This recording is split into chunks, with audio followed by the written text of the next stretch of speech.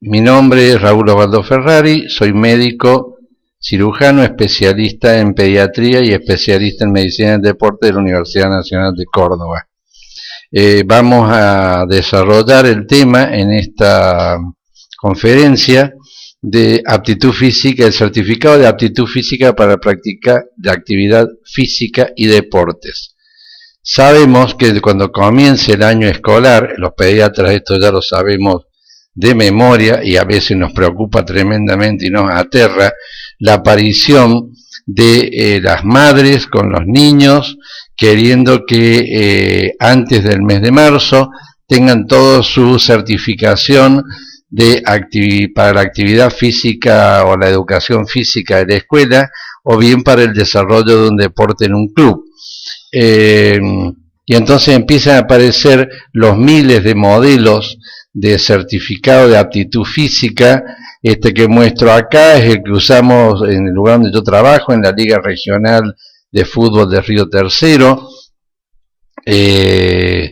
donde vemos que hay antecedentes personales fisiológicos, patológicos y un examen físico bien completo. Existe otro de la Agencia Córdoba de Deportes, que ya no se usa tanto, pero que también más o menos da vuelta alrededor de lo mismo. Después aparecen certificados para juegos especiales, como son los juegos Evita, algunos con sus grandes errores, pero que los pediatras nos tenemos que adaptar a llenar cada uno de estos certificados sin cometer errores, donde a veces nos piden cosas que sabemos que no son necesarias, pero bueno,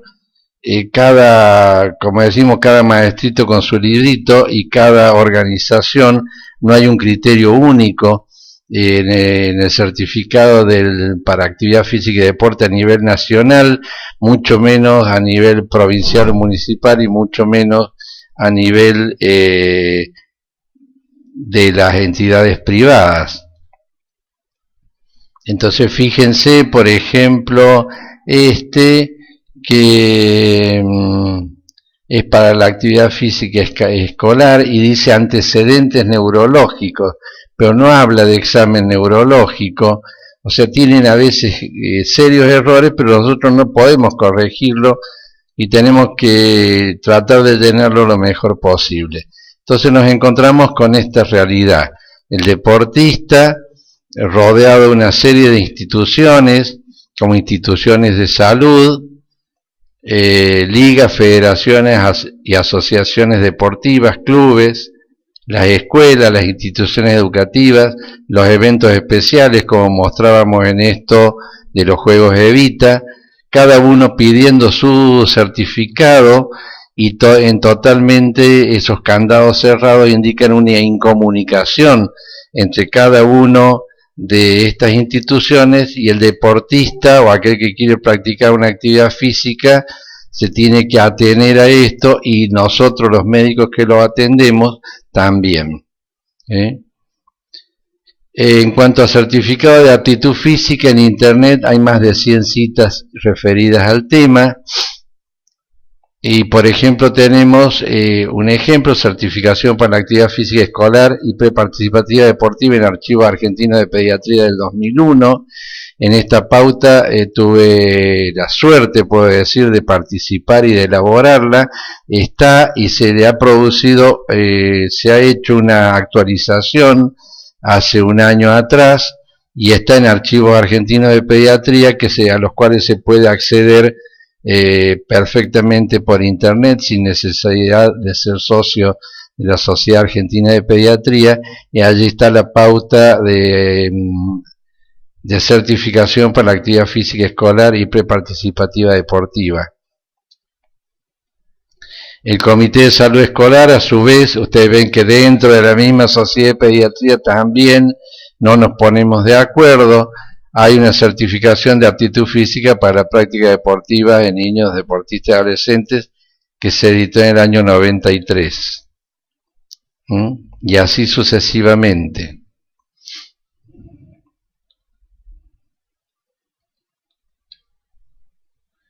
¿Qué es un certificado? Vamos al diccionario nos dice que es un título, documento, testimonio, garantía. Es un documento en el que se certifica. Certificar implica asegurar, afirmar, aseverar, afirmar algo, hacer cierto algo por instrumento público. Y acá vemos que el certificado legalmente pasa a ser un instrumento público igual que una escritura, por ejemplo. Tiene el mismo valor, que es aptitud, cualidad que hace que un objeto sea apto o adecuado para cierto fin. Habla de suficiencia, idoneidad y competencia. Apto quiere decir que es capaz, idóneo, hábil, competente.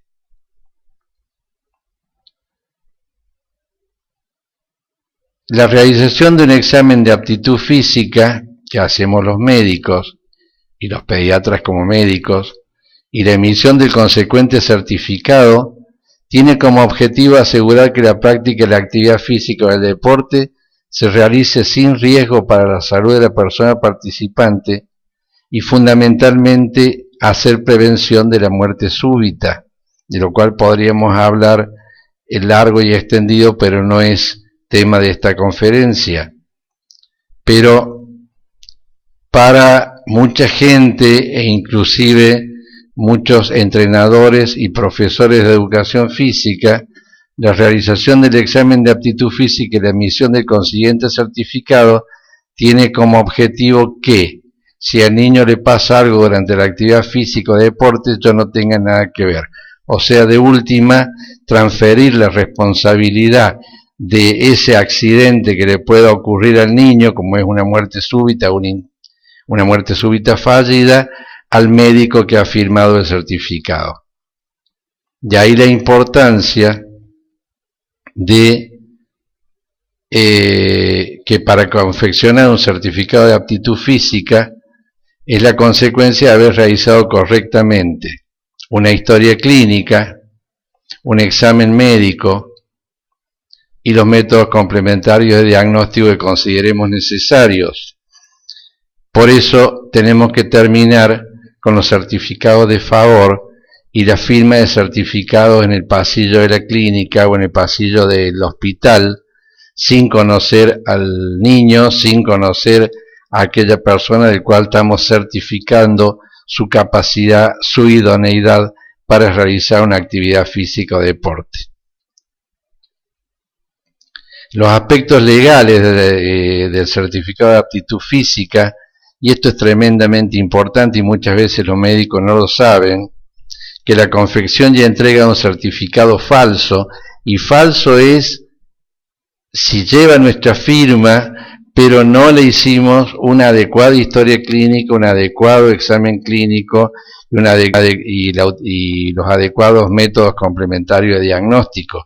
Eso hace que el certificado sea falso también. Entonces la confección y entrega de un certificado falso, en donde se certifique la existencia o inexistencia presente o pasada de alguna enfermedad o lesión. Cuando de ello resulte perjuicio, es un delito penado por la ley con prisión de 1 mes a 1 año, según el Código Penal. El que hiciere uso de un documento certificado falso o adulterado será reprimido como si fuese autor de la falsedad. O sea que aquellos que vienen y nos piden, porque somos amigos o porque somos conocidos, firmame un certificado para que mi hijo pueda jugar al fútbol, está cometiendo un delito tan importante como el médico que se lo firma. El médico debe tener una copia del certificado que está firmando, o sea, hacerlo por duplicado, quedarse con una copia y una historia clínica que lo avale. O sea, lo que más tranquilidad nos va a dar frente a un evento como puede ser una muerte súbita, porque por más examen clínico que hagamos y métodos complementarios de diagnóstico, el riesgo siempre existe, es una adecuada historia clínica que avale que nosotros revisamos al paciente y cumplimos con todos los requisitos que son necesarios para emitir un certificado de aptitud física. Debe ser realizado de puño y letra del médico, desde la fecha hasta la firma. Entonces nos damos cuenta de que todos estos certificados preimpresos que mandan de las escuelas legalmente no se adaptan a lo que la ley exige. El certificado tiene que ser de persona a persona, en una relación de tipo contractual que tiene implicancias legales. Los aspectos médicos del certificado. Se debería tener en cuenta que ningún tipo de detección sistemática disponible, ni siquiera con pruebas diagnósticas, es capaz de detectar todas las lesiones importantes y a todos los deportistas afectados. Y el certificado médico para participar en deportes no supone necesariamente la ausencia de enfermedad cardiovascular. O sea, nosotros certificamos que con los métodos que hemos utilizado y que nosotros consideramos idóneos, el paciente se encuentra apto. Y lo que más nos va a avalar en eso es una buena historia clínica. Por consiguiente, más allá del certificado, es tremendamente importante la presencia de equipos médicos en el campo de juego. Esto que parece una utopía, sería una cosa tremendamente importante y necesaria, la presencia de equipos médicos en el campo de juego con entrenamiento en reanimación cardiorrespiratoria y adecuado equipamiento. Sabemos que esto en la mayoría de los casos no se cumple, pero tenemos que tener conciencia de cuál es el déficit en el cual nos estamos moviendo. Aducir relación costo-beneficio para no realizar estudios especializados en búsqueda de una mayor precisión diagnóstica sería prueba del poco valor que le damos a la vida humana y entraría en negligencia. O sea, decir, yo no le hice un ecocardiograma porque el paciente no tenía los medios adecuados, no tenía obra social, no tenía recursos para hacerlo, por eso le firmé lo mismo el certificado, no nos exime de nuestra responsabilidad. Tenemos que agotar todos los medios para que ese paciente, si nosotros consideramos que necesita ese medio especializado de diagnóstico, lo pueda hacer y si no, no firmar el certificado.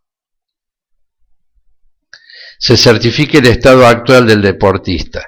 El certificado y el acto médico que lo genera no hace pronóstico. De ahí la importancia de realizar y guardar la historia clínica y hablar con el padre y con el deportista, si es mayor de edad, de los grados de riesgo de los distintos deportes. Hoy se sabe que en general un deportista de alto rendimiento con más de 2000 horas acumuladas de entrenamiento de alto rendimiento acumuladas en su vida deportiva, tiene grave riesgo de hacer un agrandamiento de la aurícula izquierda o auricular con fibrosis y la posibilidad de arritmias eventualmente malignas y productoras de muerte súbita. Entonces de ahí vemos que el deporte que es tan saludable, realizado en forma de alto rendimiento, en forma extrema, no siempre es un factor de salud. Los aspectos técnicos del certificado. Los exámenes preparticipativos que se solicitan deben programarse para ser realizados pautadamente durante el transcurso del año y no todos juntos al inicio de la actividad escolar. Esto los pediatras ya lo sabemos de memoria. Tenemos que luchar para que el certificado tenga fecha de vencimiento aniversario. O sea, si se hizo el 8 de agosto, que se vence el 8 de agosto del año siguiente, y no que tengan todos que hacerse antes del comienzo de las clases de educación física, porque eso hace que el amontonamiento y el embudo que se forma por la demanda no nos permita trabajar adecuadamente y revisar cada niño en forma adecuada. Se puede realizar un certificado en la forma habitual o destacando que existen factores de riesgo mayor o menor de muerte súbita. Nosotros podemos hacer un certificado donde lo ponemos apto al niño para realizar ciertos deportes y ciertos deportes no. Se debe destacar en el certificado la existencia de patologías potencialmente riesgosas. Por ejemplo, un niño que tiene anomalía de órgano par, como ojo, riñón o testículo, no debería realizar deportes de contacto-colisión por el riesgo de perder por accidente el órgano sano restante y quedar con una pérdida del 100%. Se puede utilizar los criterios de la conferencia de Bethesda del año 2005 para la participación en pacientes con patología cardiovascular estructural conocida, o bien, si tenemos duda, derivarlo al cardiólogo para que sea él el que lo habilite o no para realizar una actividad física o deporte.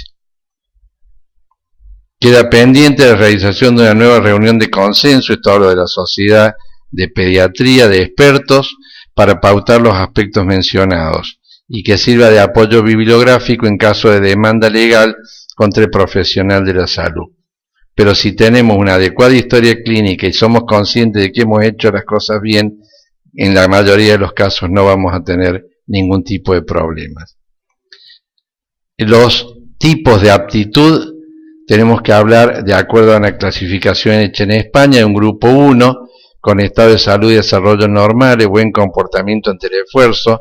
Esto habla de la posibilidad, si creemos necesario, de hacer una prueba ergométrica, y autorizamos sin reserva para la práctica del deporte. El grupo 2 le corresponde una aptitud física media, sin contraindicación para la práctica deportiva en su categoría de edad y no en otra superior. Acá tenemos que saber, por ejemplo, que nosotros no podemos autorizar a un niño a hacer un deporte donde corre riesgo su salud porque no ha alcanzado la etapa del desarrollo adecuada. Un grupo 3 sería los que presenta hándicap sensorial, motor, osteoarticular, cardiovascular, pulmonar, etc. Su estado de salud presenta una adaptación particular al deporte y deben ser orientados por el médico en su actividad deportiva. El caso, por ejemplo, de un paciente asmático, donde tenemos que aconsejarle una adecuada entrada en calor, a veces el uso de un beta-2 adrenérgico en aerosol antes de la práctica deportiva, y evitar entrenar, por ejemplo, en los días de mucha polución ambiental o los días muy fríos, o usar un protector que tape nariz y boca para evitar el temido asma inducido por ejercicio, que es la tercera causa de muerte súbita en nuestros niños. Un grupo 4 sería los que presenta una incapacidad temporal o permanente para la práctica deportiva, porque tengan una incapacidad temporal y después de una cirugía o de alguna corrección de tipo médico pueden participar. Podemos clasificarlo en dos subgrupos: los no aptos para un determinado deporte pero sí para otros, el caso de la anomalía de órgano par, por ejemplo, y los no aptos para desarrollar actividad física, como puede ser un niño con una cardiopatía compleja. Si bien tenemos que saber que siempre hay algún deporte o actividad física que sabemos que beneficia y que se puede adaptar a cada tipo de patología. Acá tenemos un modelo de certificado de aptitud física que se puede adoptar o no, es el que yo uso en mi práctica profesional, donde certificamos que tal persona cuya historia clínica conste en mis archivos de tantos años de edad, el número de documento, ha sido examinado clínicamente no presentando al día de la fecha y a tal hora contraindicaciones para realizar actividad física escolar, recreativa, deportiva o competitiva, y ahí se puede tachar lo que no creamos conveniente, acorde a edad, sexo y grado de desarrollo. Se pone el grado de riesgo cardiovascular, bajo, moderado o alto, alguna observación que querramos hacer, firma el padre o persona mayor responsable en caso de ser un menor, porque certifica de que estuvo durante el acto médico, la fecha y nuestro firma y sello. Este modelo, si bien hablábamos de que el certificado tiene que ser hecho de puño y letra del médico, también es aceptado legalmente llenando los espacios en blanco, y si no podemos copiarlo y escribirlo tal cual de puño y letra. Muchísimas gracias por haberme escuchado.